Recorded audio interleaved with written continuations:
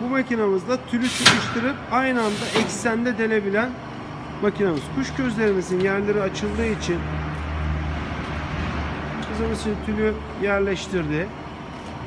Tülü yerleştirdikten sonra Tekrar kapatıyoruz. kapandı. Tül tamamen hapis halinde.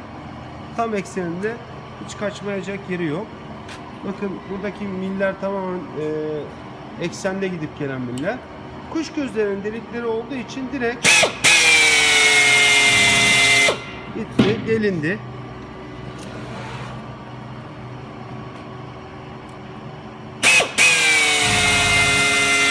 Eksende delindi.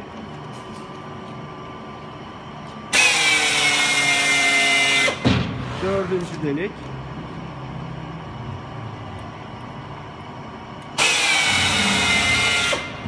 Ve beşinci delik. Deliklerimiz delindi. Şu an her şey tamam. Artık tülümüz hazır. Öbür tarafta ipleri geçirilecek. Tamamen delikleri delinmiş vaziyette.